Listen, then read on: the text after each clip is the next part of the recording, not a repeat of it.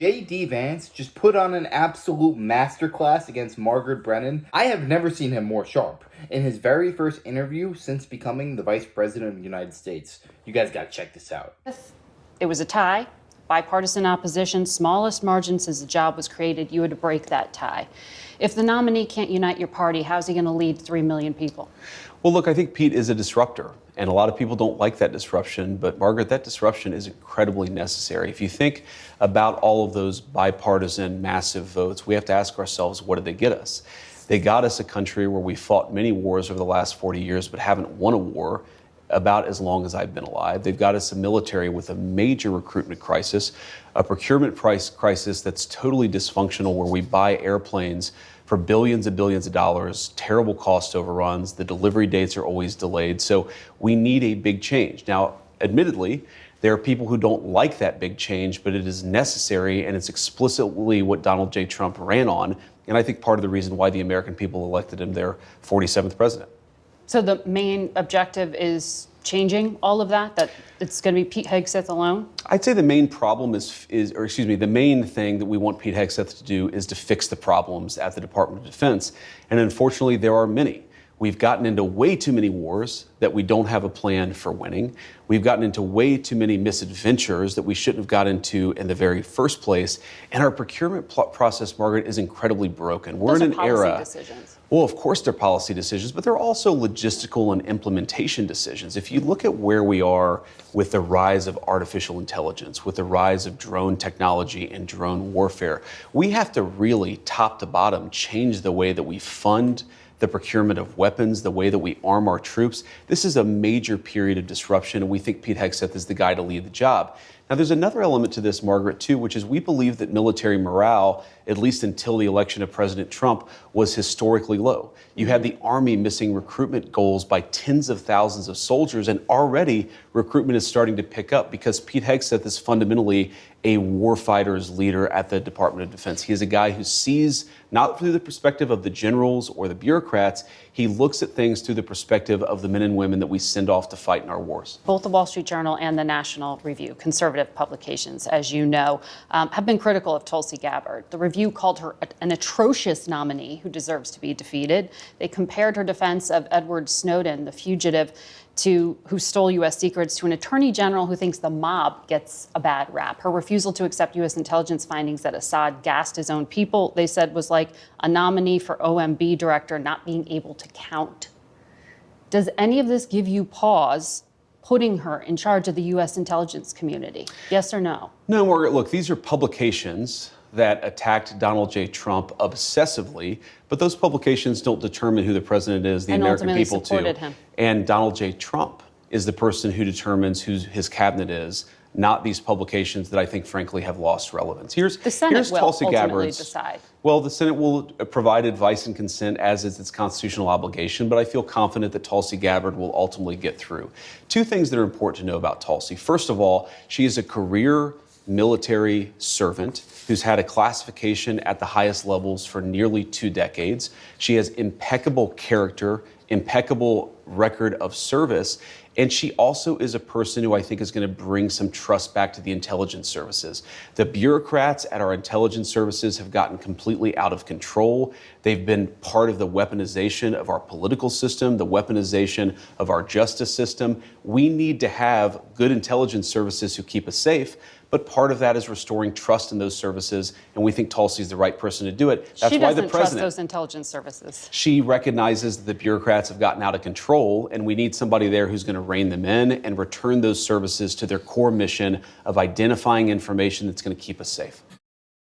JD touched on this earlier, and he's exactly right. No fighting age Americans want to fight and serve for America underneath Joe Biden. If you are fighting underneath Barack Obama or Joe Biden, they don't care about you. For all they care, they will send you to Ukraine, Iraq, Afghanistan for you to die in a ditch. Under Donald Trump and J.D. Vance, patriotism is back. People are proud to be an American once again. Underneath all these other bureaucrats, they are fine funding war after war only if it profits the elites and funds the military-industrial complex. People will fight for Trump Because he's not looking for war. He's looking for peace. And the only way to achieve that is peace through strength. You need to be so strong that no one would even dare mess with for you guys. consumers. We've seen all of these executive orders. Which one lowers prices? We have done a lot, and there have been a number of executive orders that have caused already jobs to start coming back into our country, which is a core part of lowering prices.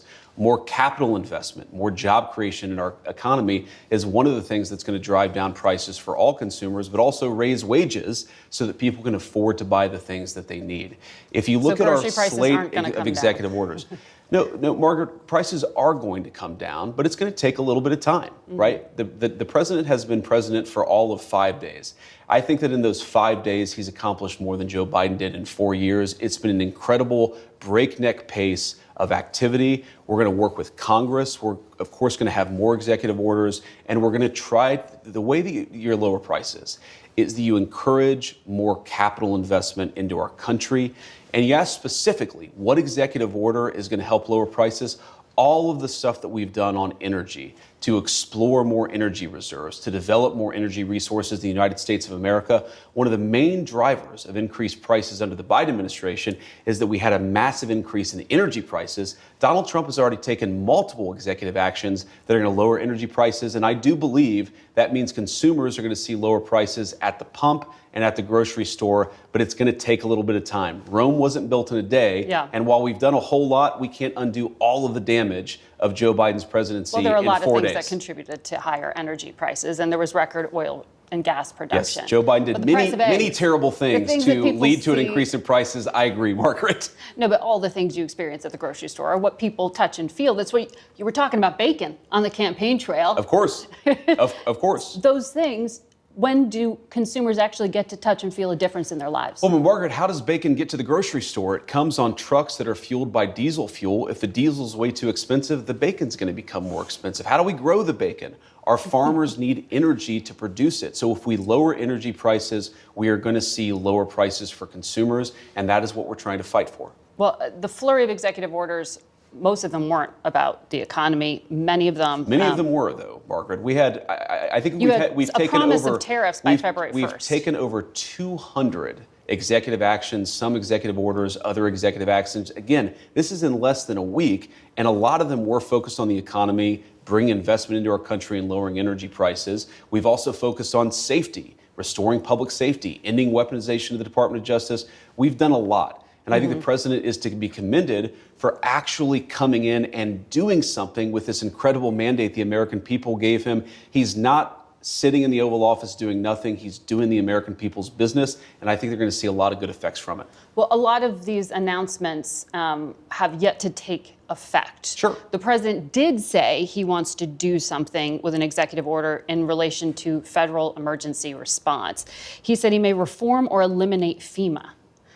Instead of sending emergency responders, he may start to send a percentage of money to states to take care of themselves. But, you know, FEMA has specialized expertise that some of these states just don't have Margaret, in their arsenal. And I wish how that they... will states who are lower income states, the Mississippis, the Kentuckys, the Alabamas, be able to do this for themselves without federal help? Well, the president, to be clear, is not saying we're going to leave anybody behind. He's saying that in the way that we administer these resources, some of which is coming from the federal level, some of which is coming from the state level, we've got to get the bureaucrats out of the way and get the aid to the people who need it most. But these are the first responders. Margaret, you talk about the expertise from FEMA. FEMA in North Carolina, in California, in Florida with some of the hurricanes has often been a disaster. And it's not because we don't have good people at FEMA, it's because bureaucratic red tape and garbage prevents the rapid deployment of resources to the people who need it most. But the states are now going to have to do this themselves? The president is trying to encourage us to reform the way that we deliver emergency response in a way that gets resources to the people who need it. So don't take him literally.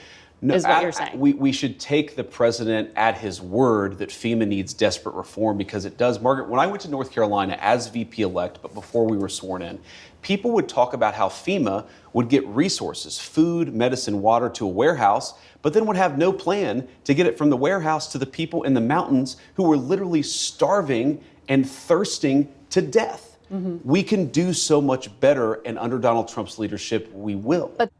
Pathetic, honestly. All that this woman is trying to do is trip up JD Vance and have him saying a buzzword, CNN and MSNBC and all these liberal broadcast stations so that they can keep quoting him out of context. How about you wake up to the facts, Margaret? FEMA has been an absolute disaster this past year. Look at all of the tragedies that happened throughout this country. North Carolina, Florida, California. How did FEMA handle it? There are still people suffering from these disasters. So yes, I agree. The bureaucratic red tape is holding things up. We need to have people who are smart and intelligent, the Elon Musks, the Donald Trumps of the world, take a close examination of these government institutions and see how they can be better served for the American people. We don't want to waste taxpayer money. We want to be as efficient as possible. Shouldn't we all be in unison about this issue? Stop trying to look for buzzwords, Margaret, and actually try and look out for the American people for a change. Officials. They often don't work well enough. And again, that's not because of the state and local officials? No, the FEMA management officials don't work well enough with the state and local officials to get resources to the people who need it. We should expect, and this is, I think, one of the fundamental premises of President Trump's leadership, the American people should expect more of their government. When there's a terrible disaster, they should expect food, medicine, and water to get to the people who need it. When there's a terrible fire in California, the fire hydrants ought to actually turn on. I am sick of the American people having such low expectations for their government. They should demand more of us because this is the greatest country in the world, and that's what Donald Trump's leadership promises to bring back. So still count on the federal government, but watch that space. Let me ask you about another area that you campaigned on quite a lot, and there was a flurry of activity on, and that has to do with immigration. Sure.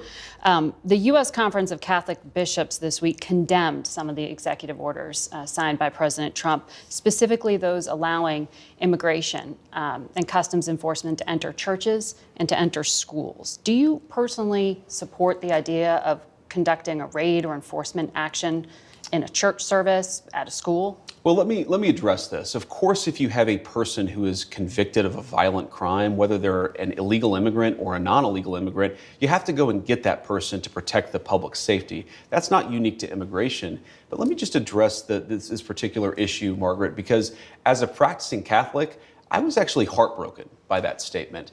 And I think that the U.S. Conference of Catholic Bishops needs to actually look in the mirror a little bit and recognize that when they receive over $100 million to help resettle illegal immigrants, are they worried about humanitarian concerns, or are they actually worried about their bottom line? We are going to enforce immigration law. We're going to protect the American people. Yeah. Donald Trump promised to do that. And I believe the U.S. Conference of Catholic Bishops, if they're worried about the humanitarian costs of immigration enforcement, let them talk about the children who have been sex trafficked because of the wide open border of Joe Biden. You personally let them talk support them about going into people like schools Laken and Riley churches. who were brutally murdered. I support us doing law enforcement against violent criminals, whether they're illegal immigrants or anybody else, in a way that keeps us safe.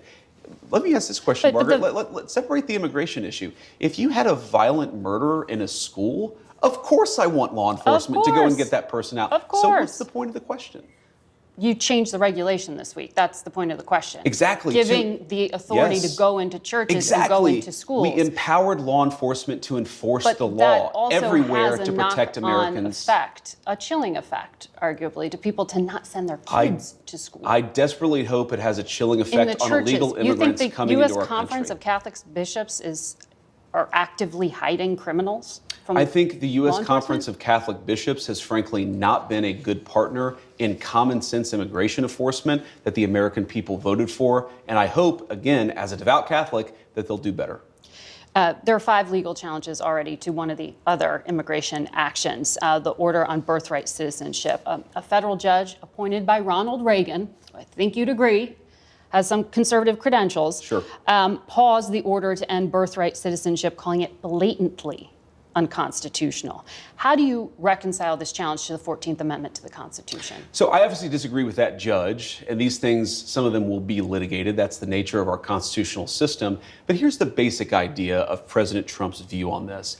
If you are a lawful permanent resident or a legal immigrant who plans to stay, your children, of course, should become American citizens. But let's say you're the child of an ambassador. You don't become... But that's not part of it. Well, that There's is already a that is carve-out that is having an to do with important kids of principle. diplomats. But we're saying that carve-out should apply to anybody who doesn't plan to stay here. If you come here on vacation and you have a baby in an American hospital, that baby doesn't become an American citizen. If you're an illegal alien and you come here temporarily, hopefully, your child does not become an American citizen by virtue of just having been born on American soil. There's a very basic principle in American immigration law that if you want to become an American citizen and you've done it the right way, and the American people in their collective wisdom have welcomed you into our national community, then you become a citizen.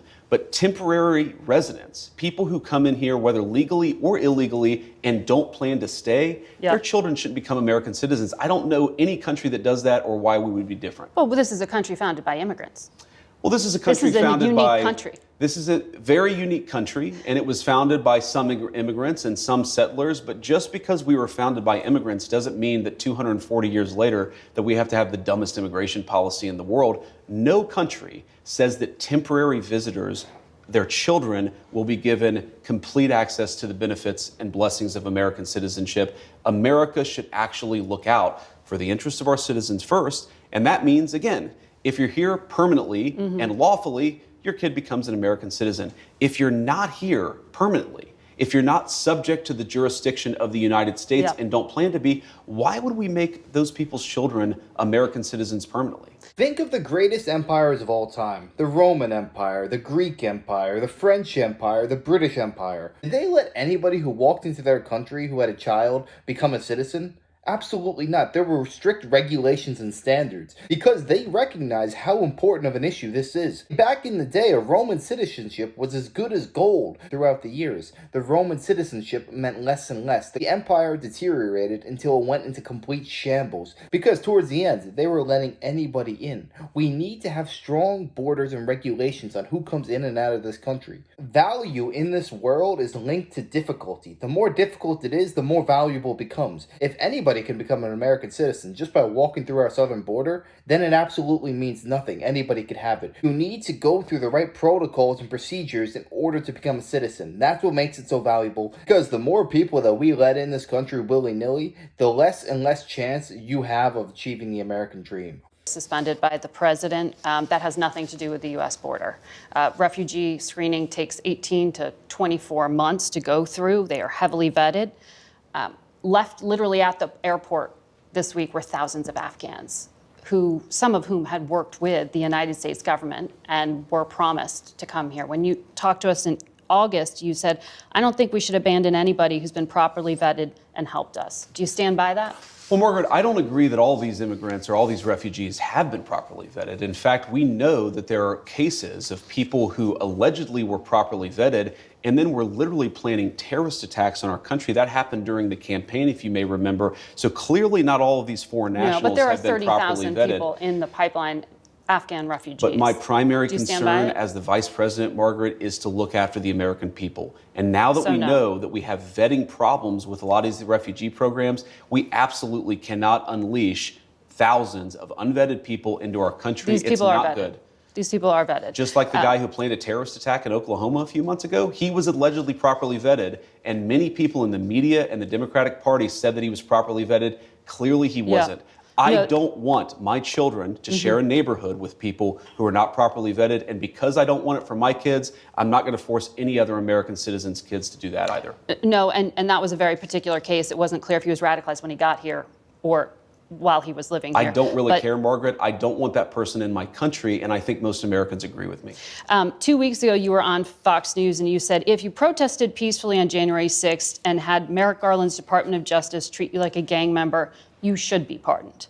If you committed violence on that day, obviously you shouldn't be pardoned. Did you counsel the president against these blanket pardons for 1,500 people? Well, Margaret, I noticed, including those who committed violence. Margaret, I noticed that you cut off the thing that I said immediately after that. The full quote is that, of course, there are gray areas. And here's the nature of the gray area. Merrick Garland's Department of Justice denied constitutional protections in the prosecutions. There were double standards in how sentences were applied to the J6 protesters versus other groups. What the president said consistently on the campaign is that he was going to look at a case-by-case basis. This is blanket. And that's exactly what we did. We looked at 1,600 cases, and the thing that came out of it, Margaret, is that there was a massive denial of due process of liberty, and a lot of people were denied their constitutional rights. The president believes that. I believe that, and I think he made the right decision. Daniel Rodriguez used an electroshock weapon against a policeman who was dragged out of the defensive line by plunging it into the officer's neck. He was imprisoned, sentenced to 12 years, 7 months. He got a pardon. Ronald Maccabee hit a cop while wearing reinforced brass knuckle gloves, and he held one down on the ground as other rioters assailed the officer for over 20 seconds, causing a concussion. If you stand with law enforcement, how can you call these people unjustly imprisoned? Margaret, you're separating, there's an important issue here. There's what the people actually did on January the 6th, and we're not saying that everybody did everything perfectly. And then what did Merrick Garland's Department of Justice do in unjustly prosecuting well over 1,000 Americans in a way that was politically Is motivated? violence like that against a police officer ever justified? Violence against a police officer is not justified, but that doesn't mean that you should have Merrick Garland's weaponized Department of Justice expose you to incredibly unfair process, to denial of constitutional rights, and frankly, to a double standard that was not applied to many people, including, of course, the Black Lives Matter rioters who killed over 24 people and never had the weight of a weaponized Department of Justice come against them. The pardon power is not just for people who are angels or people who are perfect. And of course, we love our law enforcement and want people to be peaceful with everybody, but especially with our good cops. That's a separate issue from what Merrick Garland's Department of Justice did. We rectified a wrong, and I stand by it. I'm being told we're out of time, but I want to quickly ask you, the Please. richest men in the world were at that Capitol on Inauguration Day, heads of Amazon, Google, Mark Zuckerberg of Facebook. In August, you told us Google and Facebook are too big. We ought to take the Teddy Roosevelt approach, break them up. Don't let them control what people are allowed to say. They've now donated to the Trump inauguration. Are you still going to break up big tech? So, you know who else was at the inauguration was my mom, and a lot of people who just supported the president and fought every single day to get his election. And they to make gave it, $1 million possible. each to the inauguration. And there were a lot of people who didn't give $1 million to the inauguration. They got pretty good seating. Who were on that stage, Margaret. They didn't have as good a seating as my mom and a lot of other people who were there to support us. But look, we believe fundamentally that big tech does have too much power, and there are two ways they can go about this. They can either respect Americans' constitutional rights, they can stop engaging in censorship, and if they don't, you can be absolutely sure that Donald Trump's leadership is not going to look too kindly on them. The greatest enemy to the American people is not Russia, it's not China, it's not North Korea, not Mexico, not Canada. It's the American press. Could you imagine how united America would be if we didn't have these news anchors and interviewers constantly trying to belittle and undermine Donald Trump and his administration? I understand you want to get to the truth and uncover things, and sometimes you have to ask hard questions. But it seems that these people are only hell-bent on asking these questions to Trump. They would never ask these sort of questions to Joe Biden, Kamala Harris, Barack Obama. Forget about it. You would never see that. But the thing you have to admire about Trump and his team, they are going to enter that Coliseum, and they're going to answer every question that gets thrown their way because they have nothing to hide. Their sole interest is in preserving American values, sticking up for the average American worker. I don't care what anybody says. That is extremely admirable. What they're trying to paint here is that the Trump administration is only looking out for big tech, the CEOs, the billionaire class. Absolutely not. These people are terrified of Donald Trump and what he might do. So they're trying to get on his good side. Trump is a lot smarter than them, and he's not going to fall for these silly attempts at flattery. Every action he makes is going to be looking out for us, and I have no doubts about that. He is not going to sell us out to these big tech billionaires like Biden did. Because the only president who was siding with these big tech billionaires is Joe Biden. He was having conversations to silence Americans off of social media, completely unconstitutional. I gotta say, every interview J.D. Vance does, he impresses me more and more. This man is sharp, and I'll tell you what, if things keep this momentum, I could definitely see him as the next president of the United States after Trump, because he is sharp as a whip and there is no stumping this man. But let me know your thoughts on this down below. And who do you consider the greatest enemy to the American people? Let me know in the comments. I'd love to hear that. And if you enjoyed, make sure to smash that like, comment, subscribe, and wish you guys nothing but the best. Till next time.